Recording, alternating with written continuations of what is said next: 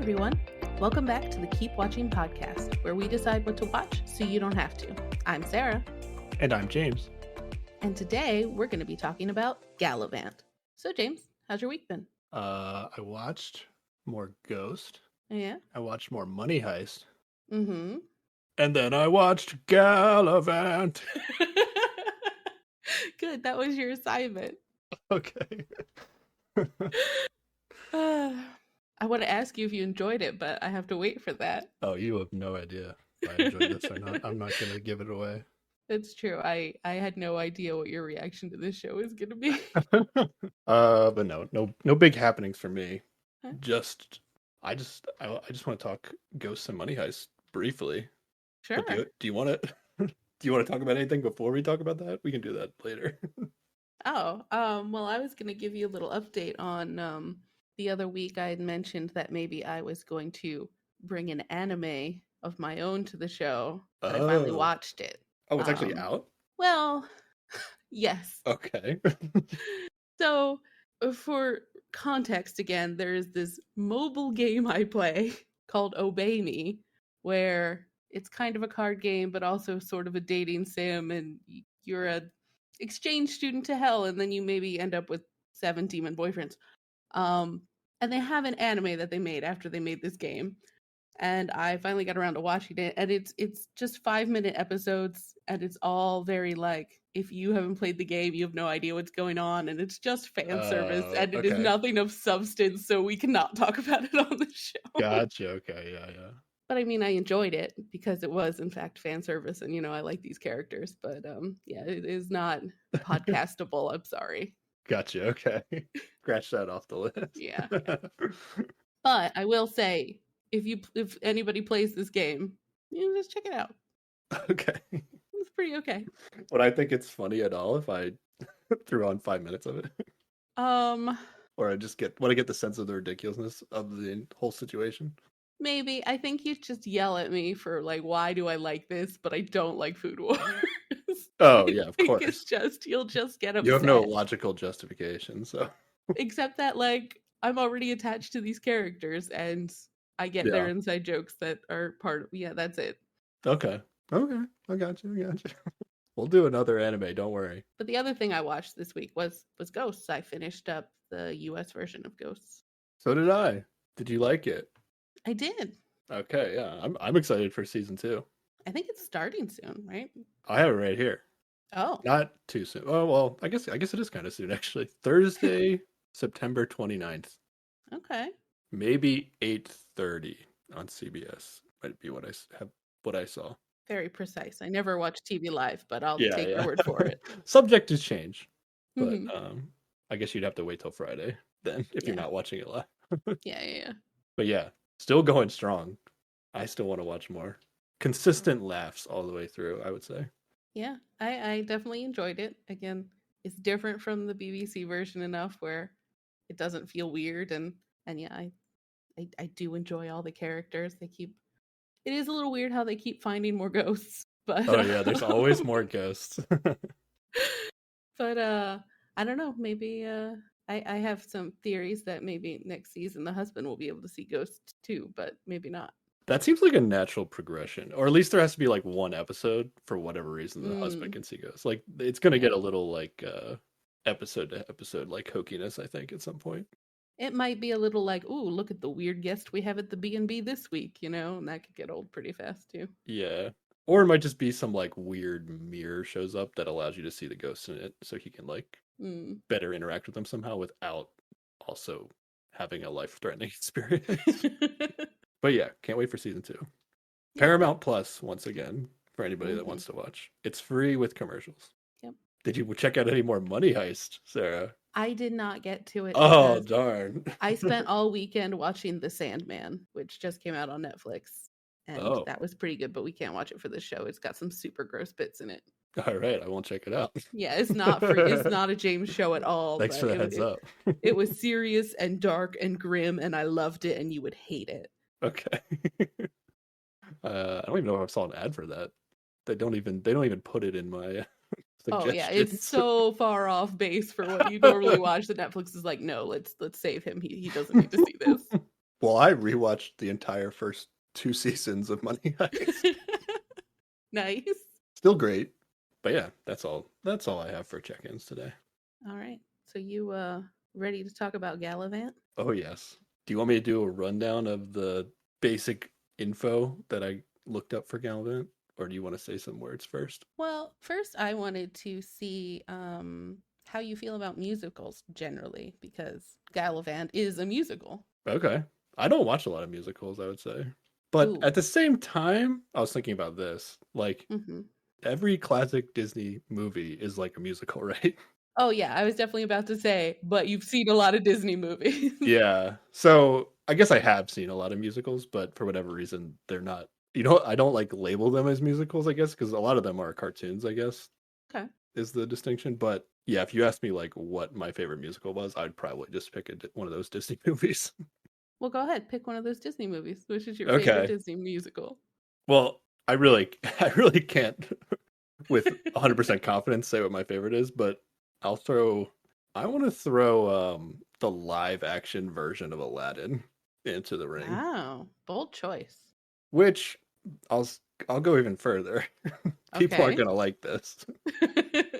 Live action version of Aladdin better than the original version of Aladdin. No. Impossible. No, have you seen it? Yes. Okay, it's literally live action version of Aladdin is literally everything that the original version had, plus new things which made it better. I disagree. So by default, no. Okay. The original animated Aladdin, an absolute classic. No need to improve upon it. I'm not saying it's bad. I'm just saying the new version just made it even better. Okay, we'll have to agree to disagree. Okay, we could do a whole deep dive as to why that is, but I'd have to prepare for that because right now it's just my instinct going, no, it's not better. I bet if you rewatched it and really focused on like the differences, you'd be like, oh yeah, all this new stuff is pretty good, and the old stuff's still there. So yeah, solid maybe. But yeah, I'll say the live action version of Aladdin. That's what I'll say. That is not what I expected at all, but bold choice. Okay. I grew up watching obviously a lot of Disney musicals, but I also like musicals generally. Like I tend to watch a lot of the movie versions of well, maybe not a lot, but of theater productions. So like Rent and Hamilton and Into the Woods. Moulin Rouge was a great movie that I grew up loving. And then anytime like a TV show decides they want to do a musical episode, I'm like all in. Like Futurama's done that, Community's done that. Ooh, there was a Buffy episode that was a musical. Ooh, Psych, Magicians. These are great episodes. Everybody should do a musical episode. Yeah, if I'm invested enough in a TV show that they've gotten to the point where they're ready to do musical episodes, usually I enjoy the musical episode, I would say. But I feel like there are not a lot of TV shows these days that are musicals. No. Like I guess Glee was sort of a musical. That was basically a musical, but I didn't really watch a lot of that. And Bob's Burgers has songs in it sometimes, but I don't think that quite counts as a musical. Ooh, there was a show on Apple Plus recently called Schmigadoon that is a musical, and that was pretty good. Pretty okay, I'll say. Do you think the Galavant songs are better than the Bob's Burgers songs? Ooh, they are different. They are different. I'd give Bob's Burgers being credit for a musical. Well, I just mean like usually you'll get like one song like in an episode. You're not, and it's not every episode. That's the only reason I don't count it as a musical overall, because it's sporadic. Yeah, it's not the main content. Yeah, but Galavant is a full-on musical. So yeah, go ahead and give your spiel about your background on Galavant that you've researched. I really like looking up like the origins of TV shows to get like a understanding of where they're coming from or why they were released the way they were. But Galavant aired from 2015 to 2016, so only 2 years, 2 seasons, 18 episodes, and it aired on ABC. So it's like the normal American, like 22 minutes per episode. Yep. The IMDb blurb on the show is a musical comedy adventure featuring a knight on a quest for love who helps a childish king to see the error of his ways. I don't know if we're going to get all of that in the first 2 episodes. That's false. No, that is false. It is not the premise of this show. Oh, it's not? I mean, pretty close. in a way, sort of, but okay, sure. But I feel like they missed the mark on the part where he's like showing a king the error of his ways. Yes, that happens, but that's not the point of the show. I don't know if you could use less words to describe the show. It's a musical fantasy comedy. They said that. Yeah, there you go. Less words. Done. Well, there's a lot of musical fantasy comedies out there. Are there? I think I have a couple that I'm gonna mention. Okay, it's like Men in Tights if you added more songs. Robin Hood Men in Tights from back in the day. Yeah, they have at least one song. I don't think they have more than that. They have to have a bunch of songs in that, no? I was thinking about this earlier. I think it's just the one song. Okay. I'm gonna bring up some things that this show made me think of in a little bit, and you can tell me if you remember these things having songs or not, because I actually can't remember some of them. Okay. But I want to give the wiki breakdown of this show. Oh, okay. Because it's a little so it's 8 episodes in season 1 and 10 episodes in season 2, which is pretty short. Pretty short episodes for American TV. This is true. But this will give you the reason behind that. Okay. So the series premiered on January 4th in 2015. So January 4th, you already not a great time slot. To start the show. Yep.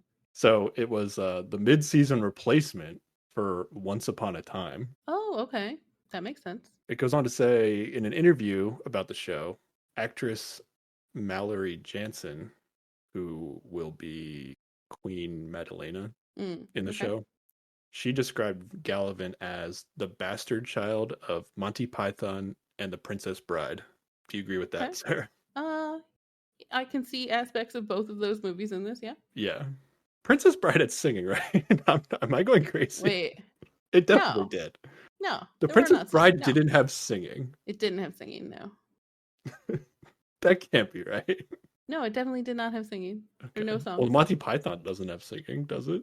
That seems like a weird to not put 2 musicals in a bastard child situation. Yeah, I don't think there are musical numbers in Monty Python. We're going but crazy. I haven't seen all of it, so I don't know. Okay. I feel like now everything has music numbers in it, and I just forget. That's what I'm starting to feel like.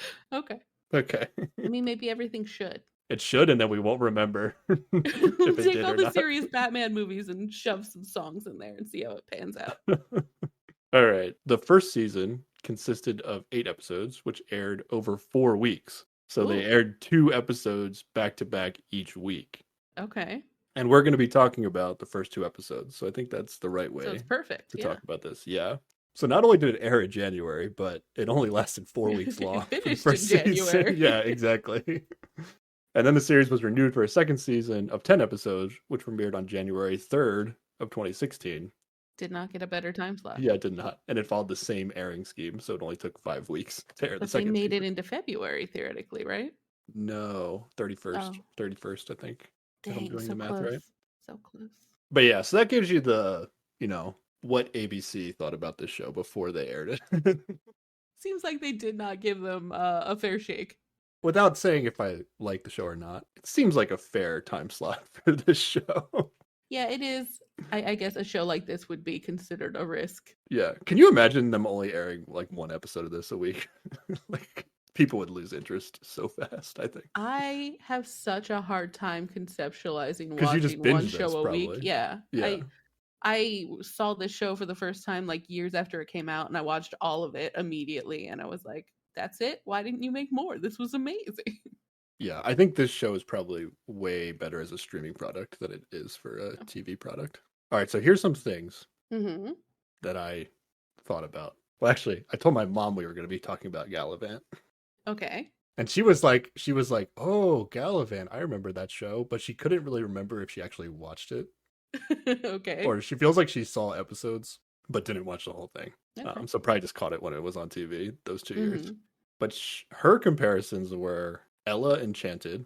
Okay. Which, does that have musicals in it? I've definitely watched that. I could not tell you. I think yes. It has to, right? Yeah, okay. Definitely. Because it is trying, like, it's spoofing off of all of the classic Disney movies, right? It's gotta have. Yeah, I would hope so. Okay. And then, not to be confused with Enchanted, which came out 3 years later with Amy Adams. Have you seen this? Oh wait, that's the exact movie I thought we were talking about. What's Oh, the other one? so Ella Enchanted is with Anne Hathaway. Have you never seen Ella Enchanted?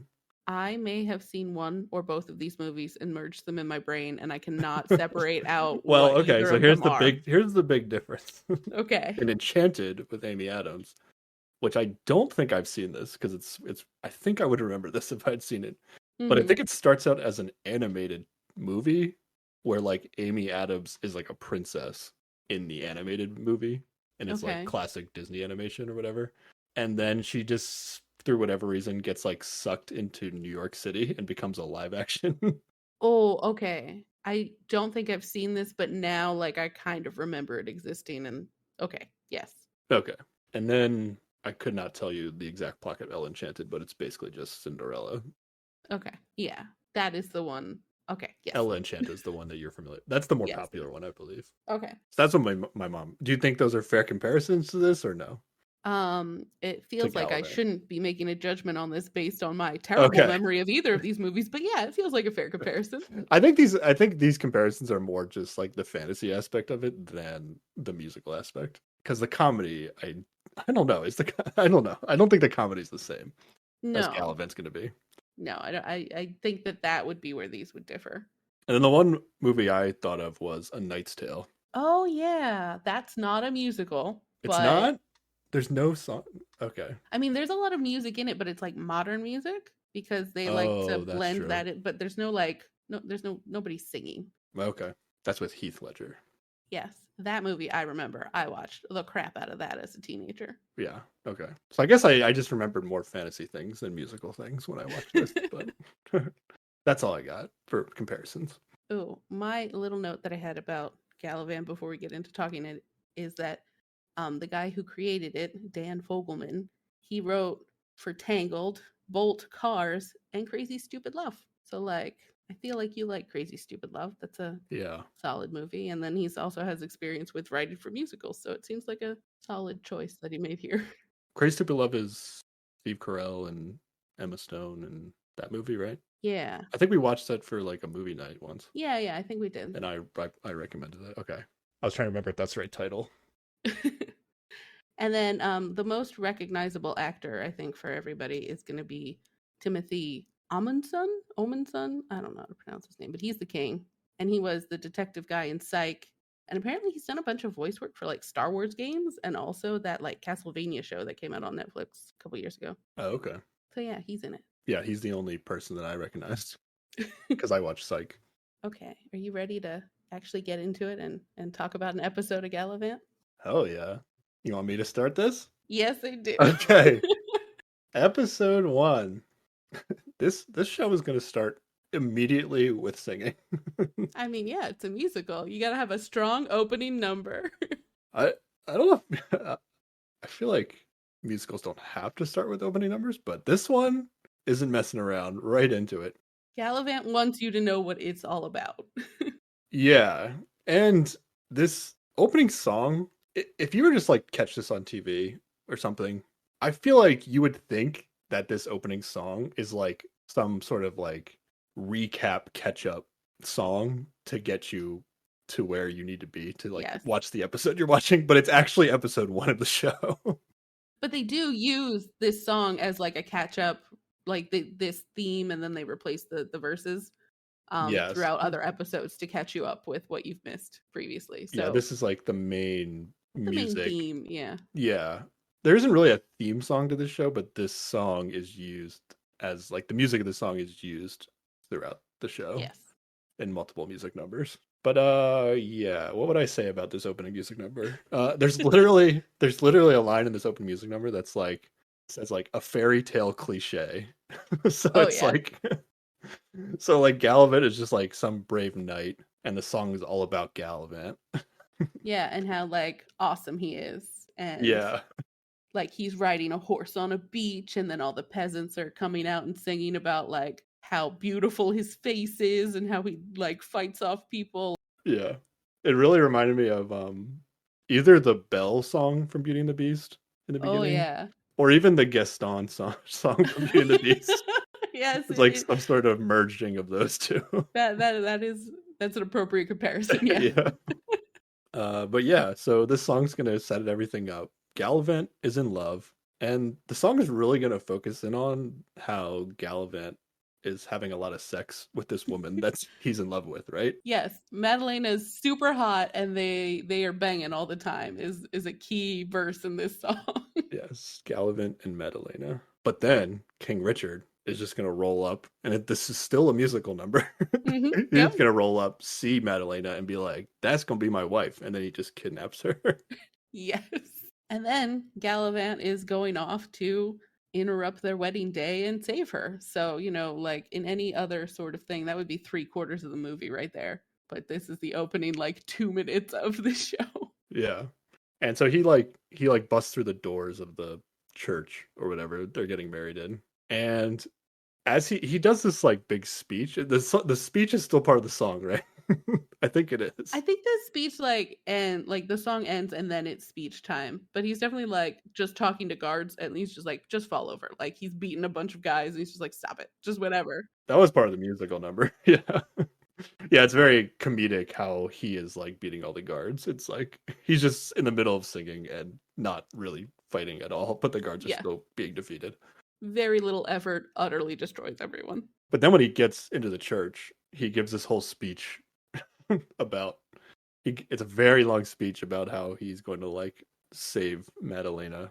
And it's like an awkward like length of speech that you just know like something weird is about to happen. Yeah. And if this show wasn't called Galavant, I would have predicted that this guy was about to be murdered. Like that's the vibe that I got from the situation. So I was like, but since the show was called Galavant, I was kind of just expecting him to just be like shot with an arrow or something like out of nowhere, like in the middle of his speech. Like that's what I was expecting to happen. That's an appropriate vibe for this. Yeah. But yeah, he's basically saying like, yeah, I could fight your minions all day long and whatever, but at the end of the day, all you have to offer her is fame and fortune, but I have love, and love is better than fame and fortune. And she's just like, well, actually, I think I'm gonna go with the fame and fortune. Thanks, bye. Yeah. So that's what they were setting up. Is that after his whole adventure, she is actually she'd rather be rich and powerful than actually be with the person she supposedly is in love with. I don't know. Yeah. I don't know that I entirely blame her. I mean, the olden times were terrible, so like any bit of comfort was definitely improvement. Yeah, I guess. Because it's a comedy, it's like King Richard isn't going to be like the worst to her, but it could have easily been like well, terrible. yeah. There's definitely, given the everything else in the show, I don't blame her. But like if this was a normal, real circumstance where like she got properly kidnapped, yeah, then that would be terrible. But like we've already been introduced to like, even though like he had her kidnapped, he's actually just kind of a goofy, weird dude. Like there's a little bit where he's talking to her right before the ceremony. They like interrupt the song. And he's just like, hey, it's our wedding day. I'm about to make you super rich and powerful. And then tonight we're gonna bone. And she's just like, yeah, sure, okay. And he's like, no, but really, we're not just gonna open gifts. It's boning time. But like in like a weird, not threatening way, just in an awkward, goofy way. So like, it's in a childish way. Yes. He's not like, there's nothing about him at this point that is scary. You're just kind of like, oh, this dude, it's weird. Okay. Oh, okay. I see what you're saying. Gotcha. But yeah, Queen Madalena is actually going to agree to marry King Richard and become the queen.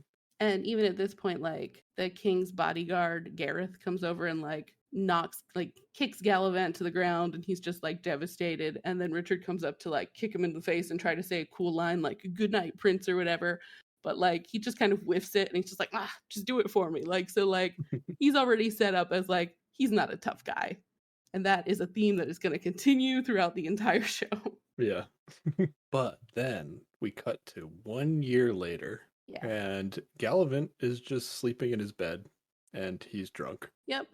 And it seems like that's his all the time situation. Yeah, he's fallen off from his glory days. But he still has a squire whose name is Sid, who is like trying to get him to like get his shit together. And he comes in and tries to wake him up, and he's like, you have a visitor. And he introduces her. Her name is Princess Isabella Maria Lucia Isabetta of Valencia. You actually wrote all that down. I mean, I had to. It was a ridiculously long name. I just wrote Princess Isabella of Valencia. That's all I That's was fair. willing to do.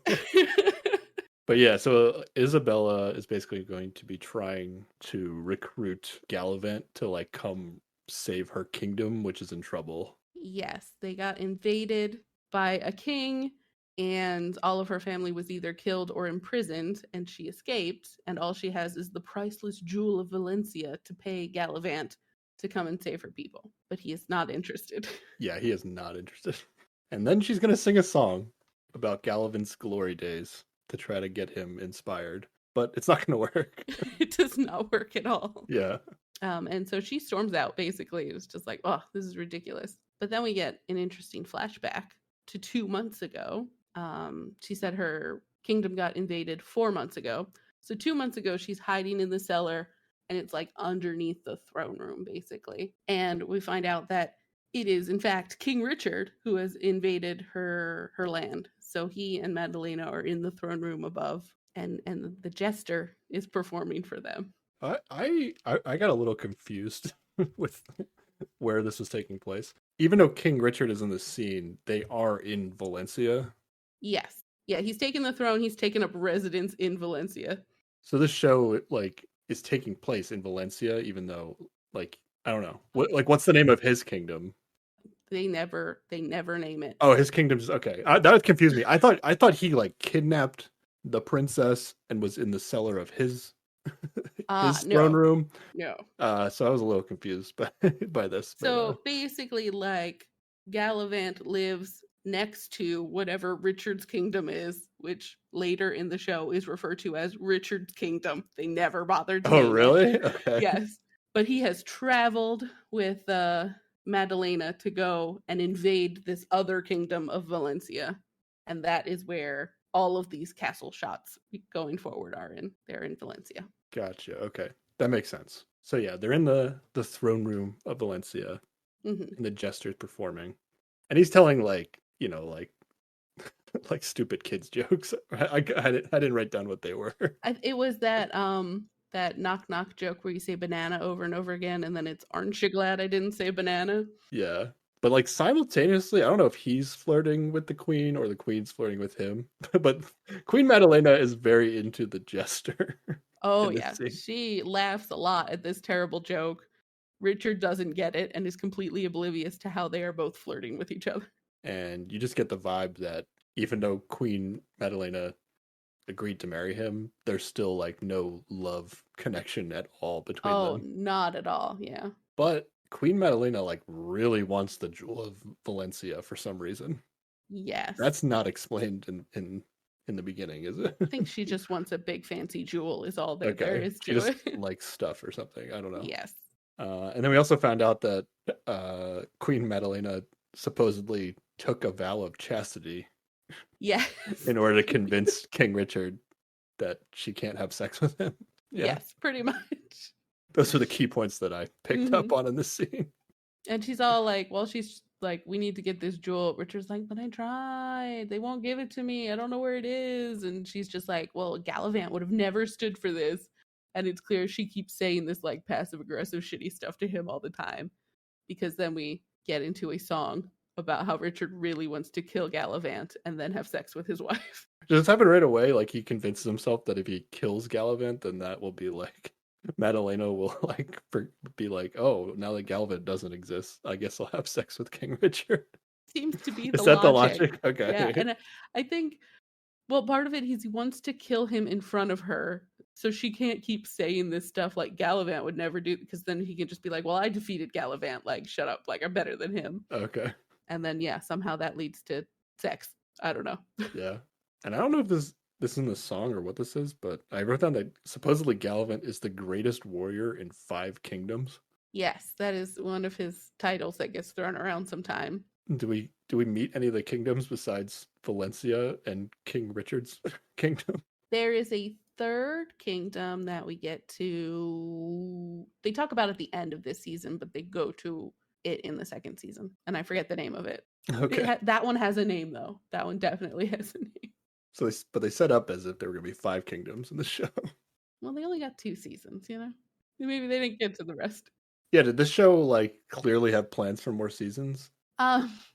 They have an ending, and there's an ending song in which Weird Al is actually in it, and he's singing about like, maybe if we have a miracle, here's what you'll see next, and then there's an extra final scene at the end, so like they leave it open, but they're like, Okay. we're probably not getting renewed. Yeah. The show is kind of like meta with stuff like that. Like they break Definitely. the fourth wall or whatever many Yes. times. Yeah. All right. But then we cut back to the present very briefly. Actually, now that I started like writing my notes like, oh, back to the present, but then they went right back to the flashback immediately. Yeah, same. I guess it was a commercial break and that's why it was probably weird. But yeah, Galavant is like still getting drunk in a bar now. But Yes. Isabella like followed him to the bar and she's there too. But she's sitting somewhere else, like she's not even trying. But he like gets cut off. I don't know if they've decided he's too drunk or if he doesn't have any money to pay. But then he goes to her specifically to get her to get him a drink. Yeah. And then I was a little confused because he just like, I want to hear more of your story. Was that just like a reason to get more drinks? Is that why he did that? Yeah, okay. That's 100%. He just wanted her to keep buying him drinks. I was confused why he cared about her story now all of a sudden after he literally definitely just didn't. rejecting her. Okay. Yeah, so we cut right back to the past once she starts the story again. And the king is meeting with the king and queen of Valencia. Am I right about this? Okay. Yes.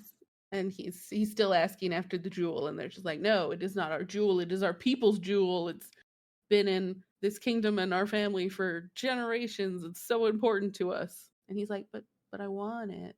Just give it to me. That's all I had from this scene. Is that all? That's all the scene is, right? Well, then he finally he says, okay, fine, kill the king, make the queen watch. And at this point, Isabella, who is in the cellar beneath, like calls out and yells, just like, no, and then has given away her hiding spot.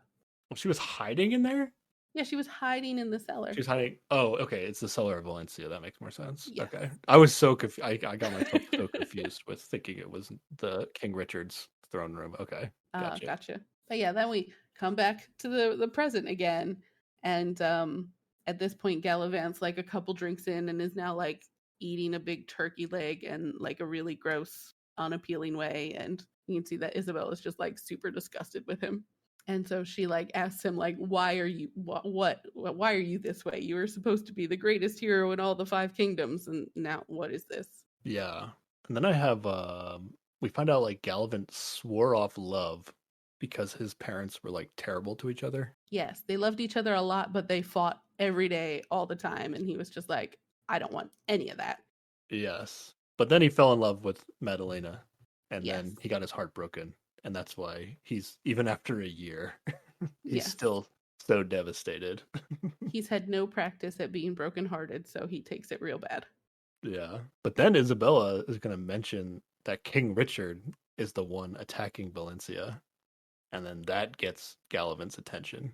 Yes. Suddenly he's like, ooh, tell me more. Oh, yeah. Almost immediately, it's just like, okay, I'll help you. But then we go back to the flashback and we find out that now Richard has taken the jewel of Valencia from Isabella and was about to give it to Madalena, but she comes in and is basically pretty bitchy at him. So he hides it and comes up with a plan where he's going to send Isabella to lure Galavant to Valencia so he can kill Galavant in front of Madalena. Yeah, okay. So Isabella, it's a little weird because like she could actually want Galavant's help to defend Valencia, but at the same time she's working for King Richard.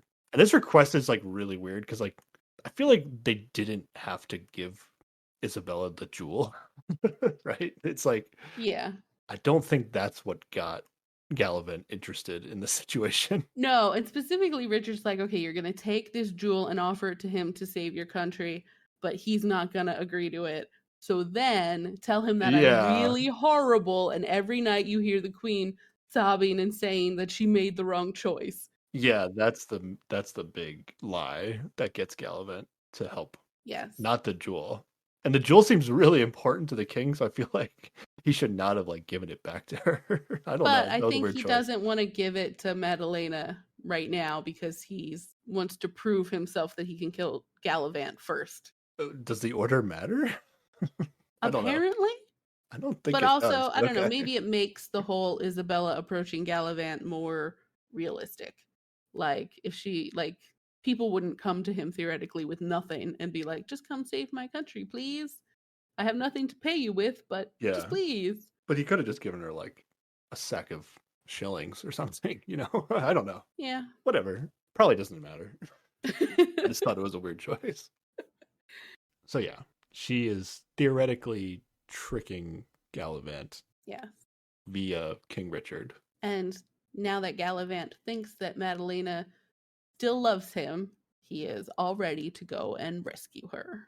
And is that the end of episode 1 already? Oh, there's a little bit of a song that is a play on the opening song that's just like, and next week on. And it's funny because it is the jester who is singing it. And then once he finishes, you see Madalena's just like, shut up, stop singing and come do something you're good at. And like pulls him into bed. So like, just to confirm that they are hooking up. Yeah, end of episode 1. We didn't really talk about the musical numbers.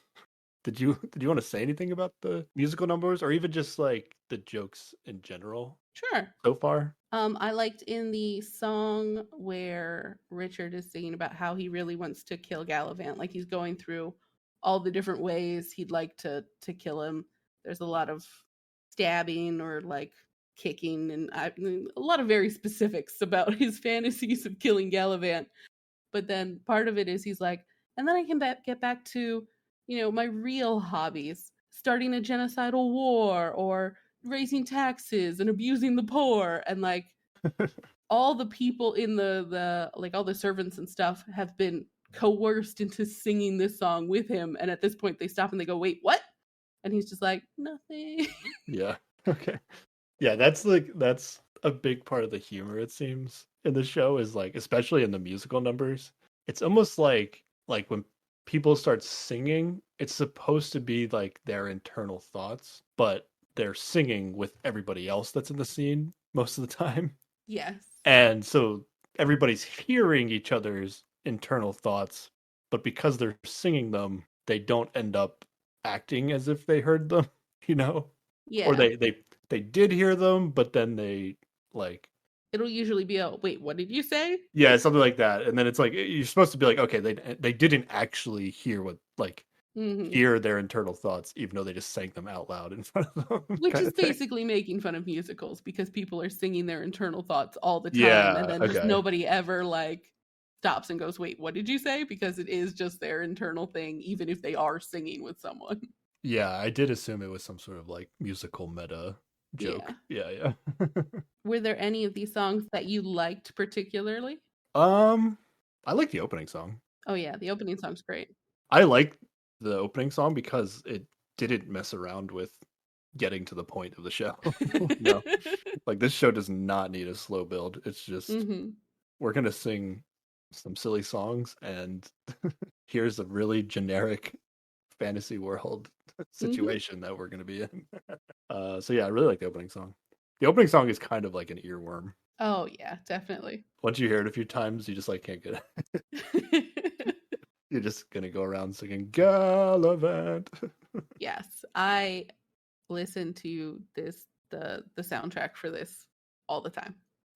The soundtrack? I don't know if the songs are that good. No, they have all the songs on Spotify, and I listen to them. Maybe not all the time, but like when I'd first seen the show, it was just like weeks and weeks of that's all I would listen to. And now that I've rewatched the entire show again for this, it'll be that for again.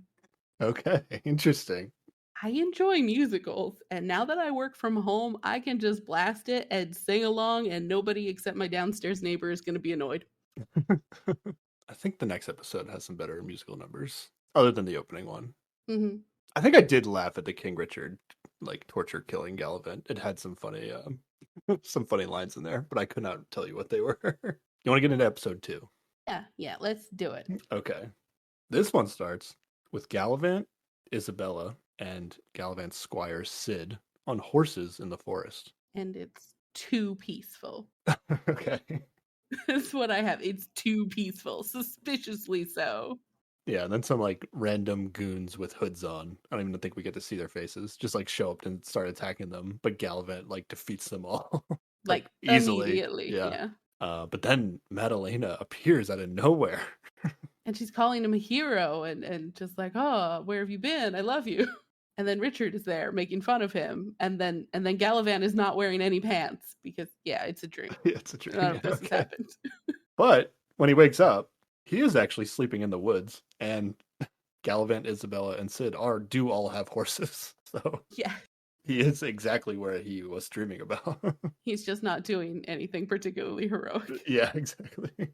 And then those three break out into a song about traveling, going on a hero's journey. A hero's journey, yeah. And part of it is, I think some of the lyrics I wrote down are, so what if you're smelly and you have a muffin top? Or that's the parsed down version of what they're basically making fun of his current state and just like, no, we're still going on a mission or a hero's journey. It's fine. Yeah, I think I like this one. It's just like a montage traveling scene with silly lines in a song. Yeah. There is a great shot of something that clearly just happened for the sake of the song where he's in a bathtub in the woods and like Sid is just cleaning him off like just for no reason, just lots of bubbles everywhere. It's about the time when Isabella calls him smelly. Yeah, a lot of the jokes you've been talking about I would categorize them as like Monty Python styled jokes. Yeah. Ooh, and it's in this song that Isabella alludes to how she's betraying Galavant, and he goes, "Wait, what?" And she's like, "Nothing." That's the one I remember the most.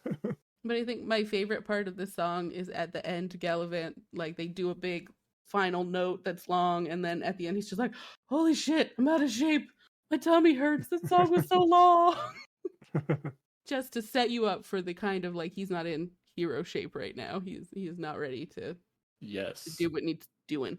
Because this episode is called like jousting or something of the sort, I believe. Something like that, yeah. It's about jousting. Because Galavant decides that he needs to find a place to sleep that isn't like camping outside. But they have no money. They have no money at all. But fortunately, on a sign right next to where they decide to stop, Sid finds a sign for a jousting contest. 1,000 shillings grand prize. Nice. So that's what we're going to be doing this episode. Pretty much, yep. But for our B plot, we go back to Valencia, and Richard and Madalena are having dinner, but the chef is feeding Richard like he's a little kid, like, oh, here's the airplane, except I don't think he said an airplane. He's like using medieval references of just like, open up, I'm going to shoot the cannonball in. And Richard is really enjoying this. Yes. I think Madalena is just like, this is ridiculous. And she just storms off. Oh, yeah. She's fully disgusted with this man. And then King Richard, I don't remember how exactly this plays out, but he's just like, doesn't understand what's going on. And then Gareth is just gives him like the classic, like, tough guy speech. And just like, you need to man up. Yes. Something show like her that you're strong. Yeah. So King Richard is going to get some lessons on how to be strong at some point in this episode. How to be a strong man. Yes, from Gareth, who hasn't hugged anyone since his father died when he squeezed him to death. Gareth is a weird character. Yes, he is. I recognize Gareth's face too, but I could not place it where I looked it up, and I know he was in, what is it, Lock, Stock, and Two Smoking Barrels, I want to say. One of those, like, British heist movies. Oh, really? Okay.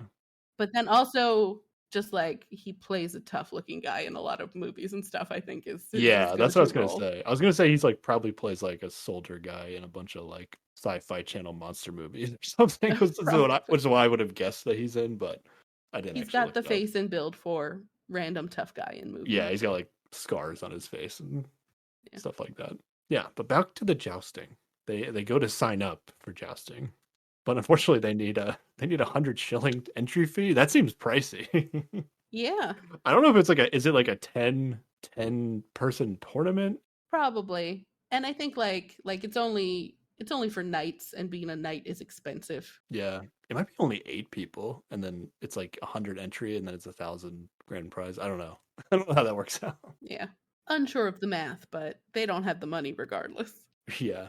And then they didn't immediately do this, which is what I thought they were going to do. But eventually, actually, wait, who makes them do this? They're going to put up the Jewel of Valencia as collateral. Yeah, so they meet another knight who, like, seems like he's a rival of Galavant's. At least he comes up talking shit. And what drives me crazy is his name is John Hamm, like the actor John Hamm. But he's not Okay. played by John Hamm. He's played by John Stamos. And I don't, like, just the way they call him John Hamm, like they use his full name the whole time, makes it feel like it's supposed to be a reference to John Hamm, but I don't know why.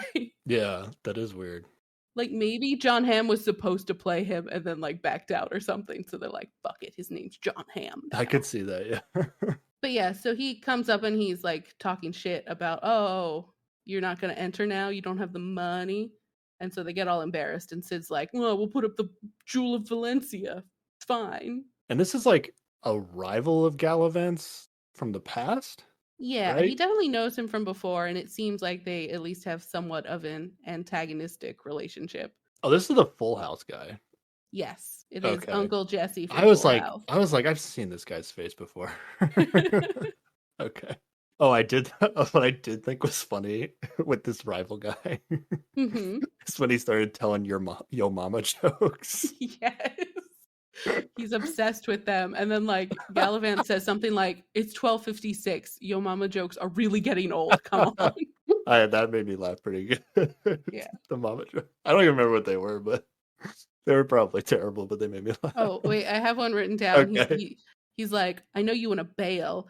And then the joke was like, I want to bail too. Bail your mama out for prostitution or something. So stupid. It's very dumb. That one got me. They got me with that one. But yeah, so this man full of yo mama jokes has embarrassed them enough that they put up the priceless Jewel of Valencia for collateral. And the guy who's taking it is just like, what's it worth? And she's just like, it's priceless. And he's like, so I'll put it with the rooster then? Okay. Like, it's no one is taking this jewel as seriously as it ought to be. And yeah, she's kind of pissed that they put it up anyway. The jewel doesn't look like crazy impressive. It is big. It is large, and it's green, right? Yeah. Yeah, but it's not like molded, or it's not cut to be like a cool shape or anything. Oh, right? Yeah, it is. It's just kind of like a very kind of a rough, yeah. I mean, it's got one pointy end and one more like rough stone end, but it's big and shiny, so it must be worth a lot of money. I guess. If you didn't know what like precious stones were, I guess I could see just being like, it looks like a rock. Oh, his at the very end of that scene, his armor, they were putting on his armor and it was on backwards. That's how little that Galavant's like mind is working at this point too. Yes. We can't even put armor on properly. So yeah, Isabel is super worried about him like losing her jewel now. So she like talks him up and gets him pushed to the final bout so he doesn't have to joust today at all and he can spend some time training. Yeah. That was very silly how that worked. Yes. She basically gave this like not so great impromptu speech about how Galavant is so great. But I guess he is already so famous that people know of him. Yeah. And the guy was just like, oh, okay. I guess we'll just go straight to the finals. It was pretty easy. Yeah. But Isabella knows that Galavant isn't as good as she just hyped him up to be. Yes. She's going to like confront him, and she's going to show that even she can beat him in like sword fighting right now, which isn't jousting. Like this is just a jousting competition, but for some reason they practice a whole bunch of other stuff. And she gets him to admit that his whole deal is that when Madalena left him, it knocked him, off his feet. And he's afraid of what'll happen if he gets knocked off again. And she's just like, but a hero stands up. Like that's a reoccurring thing. She's like trying to like get into his head so that way he stops whining and trains. So then I liked this. I liked this. We just get like a training montage music number. Yes, but like nobody in the scene is singing. It's just like some guy, and it's very like 80s training. Like, oh yeah, intense. There is no singing in this one. You're right. Yeah. But it is great. I really like this. And in the middle of this, I have that Galavant is like pouring a bucket of water over himself. And Yes. Isabella, this is like the first sign of chemistry between them. Isabella like gives him like a look of like, ooh. Like, and she says, damn. yeah, she does say damn. Yeah. But yeah, this song is so meta. It's all about like, this is where the training montage goes. So then, you don't have to do as much work, or like by the time we'll be ready to go, you won't have to sit through all the training, or, it's ridiculous like that. And throughout the montage, of course, the rival guy is like winning over every match that he is part of leading up to the finals. So clearly they're going to have to face each other. And it's only been like one day, right? Yeah, he only gets one day to train. But he does a lot of push-ups. He does a move where he swings up onto his horse. There's a part where she's sitting on his shoulder and he's holding a lance, and then he's just like running in place. And that's the closest they get to actually training for jousting, because I don't think they do anything else. Yeah. But that's not enough. All that training, which understandably is not enough. Well, at the end, he's like, "Oh yeah, I'm ready," and Isabella's like, "I don't think so. I'm going to take care of this." Understandably, yeah. One day of training should not be enough. So Isabella takes it upon herself to go seduce the rival guy. Yes. And basically, does she drug him or just get him really drunk? She gets him really drunk. She's just like, she gives him a drink and he's like, "What is this?" And she's just like, "Oh, it's absinthe. It's super, like, it's not that strong at all." And that is the opposite of what absinthe is. But then we cut to the King Richard stuff before we get back to the jousting finals. Yes. And it's dinner time, but this time Richard's acting tough. So I wrote down all the manly things that he does in this scene. Oh, yeah, hit me with them. Tell me which of those would work. That would work, but which ones are the manliest? Okay. I'll put this all on you. Okay. First of all, he's wearing a new like tough outfit. No like frilliness on the sides. It's pretty much all black or different shades of black and gray. Unmanly. A man wears whatever the fuck he wants. I mean, it's not manly. Right. No, but this is my judgment of it. Okay, good. Keep chiming in between these. Then he demands that she sits and drink wine. Unmanly. That's just a dick move. And then he doesn't drink wine. He drinks ale straight from the bottle. That's fine, I guess. I don't know why you make a big deal about it. That you works can drink for you. Stuff out. It doesn't work for me. It's just like, people can drink ale out of a bottle. I do that sometimes. It's okay. It's not manly, but it's fine. And then he burps. I mean, that's just, again, rude. Those are the only 4 things that I think happened in the scene. Yes. To show his manliness. On the Sarah scale, he has failed. But in ye olden times, I guess that works. I mean, I would say the outfit was an improvement. I mean, it might be a better outfit, but I wouldn't say there's anything inherently manly about it, because, I mean, just wear whatever you want. In terms of actually impressing Madalena, I think it was an improvement. Yeah. That's just a fashion improvement. That does not change the scale of manliness, because I'm all very much just wear whatever you want. But the rest of it should do nothing for nobody. Yes. Okay. We're on the same page here. All right, I'm done with that scene. Are you done with that scene? That's pretty much all there is to it. I mean, she does like look like, oh, okay, I guess I will eat. Like, she's... Oh, does she? Well, she was about, like, she comes into the room and she's like, do we even have to eat together? Like, I'm just gonna go. But by the end, like, she's sitting there and she's having dinner with him, like, he's persuaded her. His demanding gets her to stay. Yeah. But okay, let's get back to the jousting finals. This is where it's at. Oh, yes. So, the rival guy? I just wrote down rival guy in my notes because Ham. I did not catch his name, but it's funny that it is John Ham. John Ham versus Galavant. He comes out of his tent and he's hungover, still drunk. I don't know, but he's vomiting out of his helmet. He already has his helmet on. He's puking. Yeah, it's not pretty. But then we cut over to Galavant. He's on his horse. He's ready to go. And Isabella gives him like a nice little speech. And he's like, that's all well and good, but I can't move. Yeah. It turns out they trained so hard in that montage that Galavant can't move any of the muscles in his body right now. And he's just like, look how far I can move my arms up. And it's like, not far at all. So yeah, this final is going to be epic between these two people. Yes. So like it starts and the horses just slowly walk towards each other like the horses are also sore it or makes drunk. no Like, sense. It makes no sense at all. I guess they did not have the strength to like nudge their horses into a gallop or something. I think it just doesn't make sense. It's supposed to be part of the joke, I guess. But they like slowly come to each other and finally meet in the middle. And then they're both just like trying to nudge each other off of their horses with their lances, but they both fall off at the same time. And then the horses leave. Yeah, and the guy that was like signing people up for the tournament, he comes over and he's like doesn't really know what to do, but then he just decides like, all right, the first person to stand up wins. And Galavant's just like, oh, come on. Yeah. And they're both struggling pretty hard, but eventually Galavant stands up. Yeah, Like they actually both Isabella stand told him up. the whole time. Oh yeah, but then John Hamm falls over. They give it to Galavant. An epic victory. But the whole point is he did get knocked down and then he stood up again like a hero. Okay, I was does. not picking up on all these exact phrasing, inspirational speeches. But yeah, best joust ever. The horses going in slow motion. I was like, what is this? I love when the horses just leave them. When they're just like, oh, done, I guess. Because the horses should have just gone at full speed and then they just should have obliterated each other.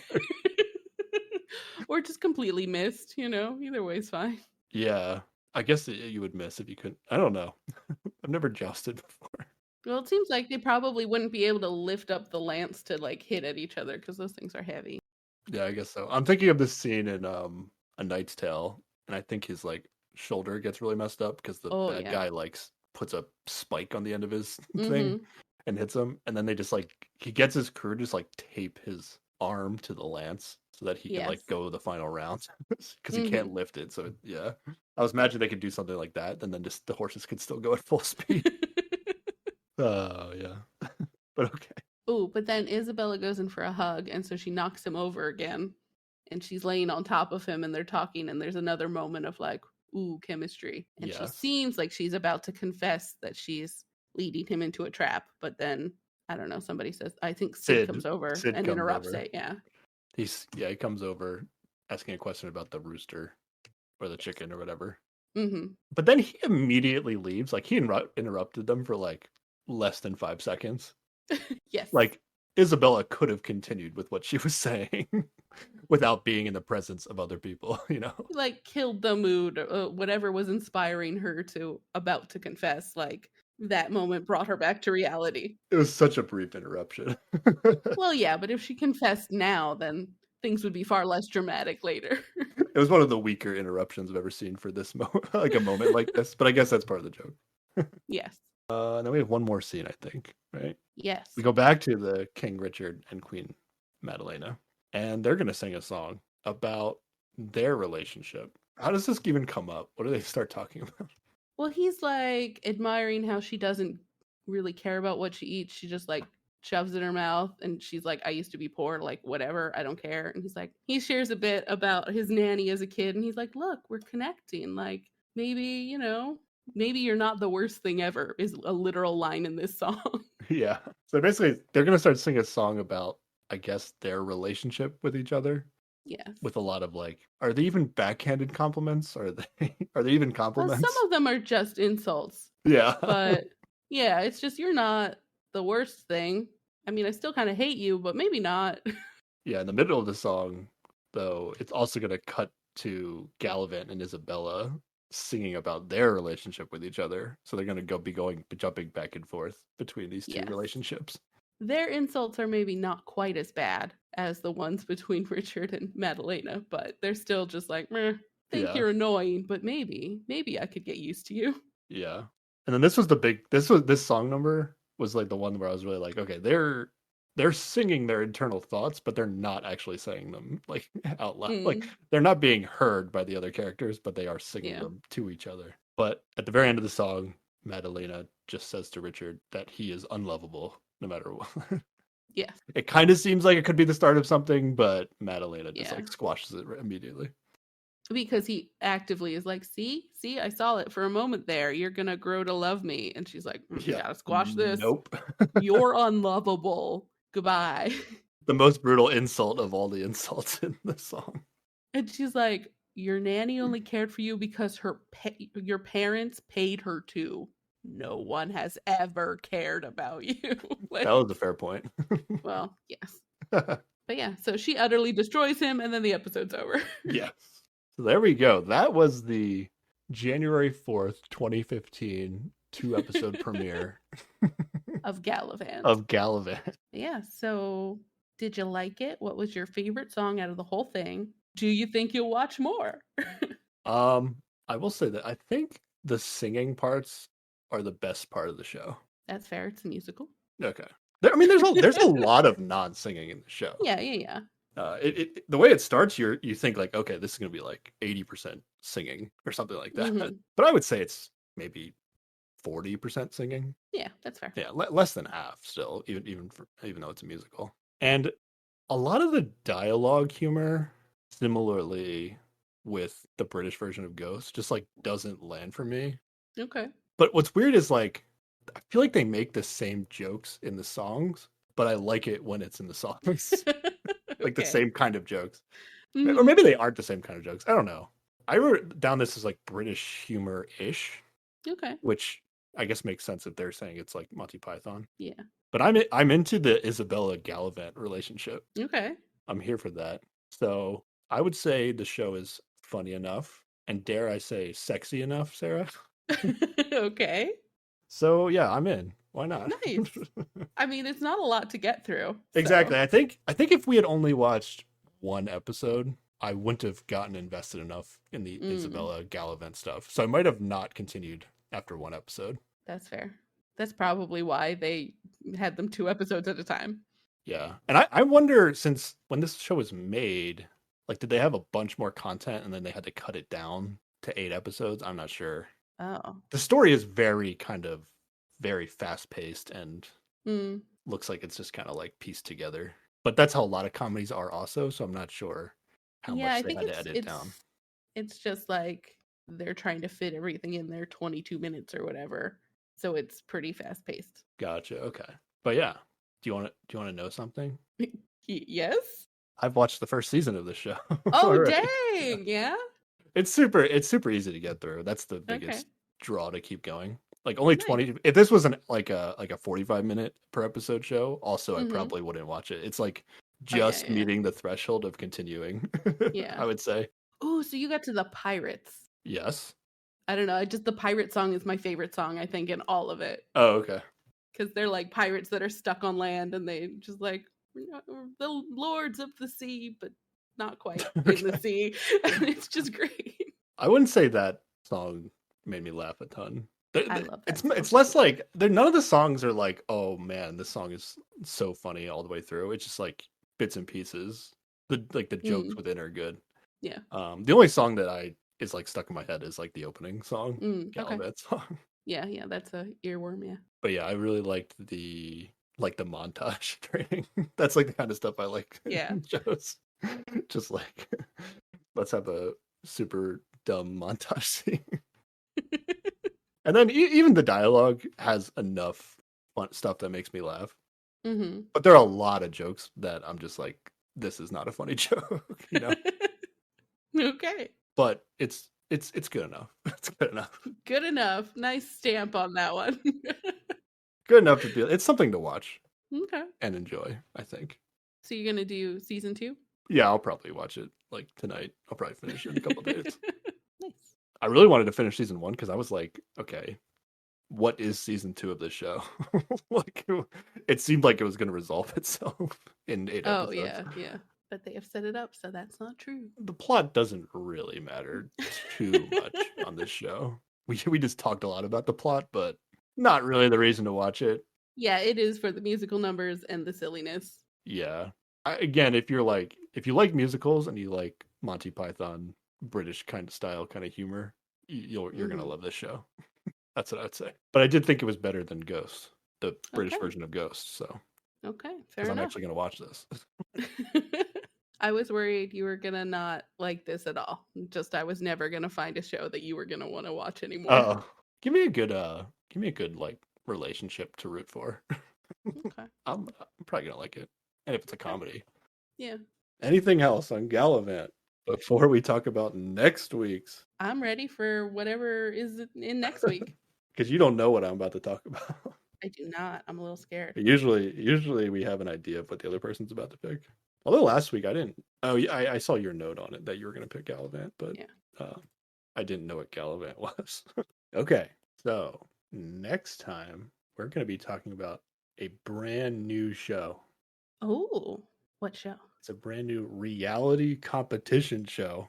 Oh. Okay, first reality competition show of the podcast. It is called Snake in the Grass. Snake in the Grass? Yes. Sounds very dramatic. You gonna give me a little taste of a premise for this thing? Oh yeah, I got the whole deal here ready. So there are only 2 episodes out right now for this show. Okay. New episodes air on Mondays. This is not for you, Sarah. This is for new episodes air on Mondays at 11 p.m. on the USA Network, right after Monday Night Raw, which, if you didn't know, is a wrestling show. And you can watch it on NBC.com or USANetwork.com, but they're both like NBC products, and it's free with commercials. Okay, but what is it about? We're getting to that. You would think it would be on Peacock. So the NBC streaming service is Peacock, but the show is not on Peacock yet. So the only way to watch it online, there might be a couple like niche streaming services that have it, but I would just watch it with commercials for at least for the podcast. Yeah. So here's the premise of the show. This is what you want to know. Yes. I'm just gonna. I basically got this blurb off of like Google, so I'm just gonna read it because it's pretty good. 4 players are dropped into the wild for 36 hours with a chance to win $100,000. Okay. In order to win, the 4 players must figure out which one of them is the snake, a saboteur, who is secretly undermining the group every step of the way. The players will compete in a series of grueling and mind-twisting challenges, from retrieving game pieces suspended on high wires over 500-foot canyon to scaling the face of a cliff to solve puzzles. Oh. With each successfully completed challenge, the competitors win a clue that helps them reveal the identity of the snake. Not wanting their identity revealed, the snake will do whatever it takes to prevent the players from winning the clues by sabotaging their journey any chance they get. There you go. Okay. That is the show. But that sounds like somebody's gonna get murdered. Because like those sound like super dangerous things they have to do. They are pretty intense. And the only way to stop that is make somebody fall. Yeah. I'll let you just I'll let your brain figure out what this show might be, but I won't explain. So what I've only seen the first half of episode 1 of the show. Okay. So I haven't even finished an episode. But this is what I want to do, okay? Okay. This is going to be fun. What we're going to do is we're going to watch episode 1 up to right before they reveal who the snake is. Oh, wait, it's one episode? And it's just one episode per, it's 4 people. So it's just one episode per Oh, okay. Per $100,000. All right. And the audience does not know who the snake is either. Okay. So we're figuring it out along the way. All right, I like it. So then we'll stop there, and then we'll recap the show up till that point. And then we'll make our guesses as to who the snake is. Nice. I like it. And then we'll pause the podcast, go finish watching the episode. We can watch it together, or maybe we shouldn't watch it together. I don't know. But it should only be like 5-10 minutes max left in the episode. And then we'll come back and we'll talk about the reveal of the snake and how that went. I like it. I like this. Good job. This is going to be good. I've wanted to completely watch an episode of the show, but I was like, I can't. I gotta wait till we had to do episode 1 for the podcast. So I haven't even watched episode 2 because I didn't want to get like spoiled on like the format of the show or the editing tendencies or anything like that. So yeah, that's gonna be fun. It shouldn't be too bad. It's a hour on TV, so it's about 45 minutes of content, but we'll be watching it with commercials, so it'll probably be like an hour. You're definitely gonna beat me. You're gonna pick the right person. I'm not gonna pick the right person. No, that's not true. You have more experience with reality TV, I think you're going to be able to figure it out a little bit easier than I am. I don't know. Different shows have different editing strategies, so Okay. you've played board games with this almost similar concepts where it's a co-op game, but Yeah. there's somebody who's sabotaging and you have to figure it out. So Mm-hmm. it's the same idea. It'll be fun. Yeah, except in that case, it's my friends, and I know when they're acting weirdly. Oh, okay. There is one person in the first episode that I am familiar with from another show, but not that familiar with, so I don't think I'll have a huge advantage. Okay. But okay, next time, Snake in the Grass. That's what we're gonna be watching. I'm glad we're watching a reality competition show. This is my usual go-to. I don't watch them all, but I like when there's a good one. I think this one is gonna be decent, even though I haven't watched it all yet. I'm excited for this format. I think it'll be fun. Yes. And then I wanted to mention that we will eventually be talking about She-Hulk, Attorney at Law. Yes. Which is the newest Marvel miniseries that is coming out on Disney Plus. It comes out on Thursday, August 18th. And originally it was supposed to come out Wednesday the 17th, but then they pushed it back one day, in case anybody was wondering that. Most likely, I think, before we go back to a show that Sarah picks, we'll probably be talking about She-Hulk after Snake in the Grass. Yeah, I think that makes sense. But I'm going on vacation for a little bit, and we'll see how the timing of everything works out. Yeah. And I'm assuming we'll probably just do one episode of She-Hulk, but 2 episodes might be out by the time we talk about it, so we'll see what we think.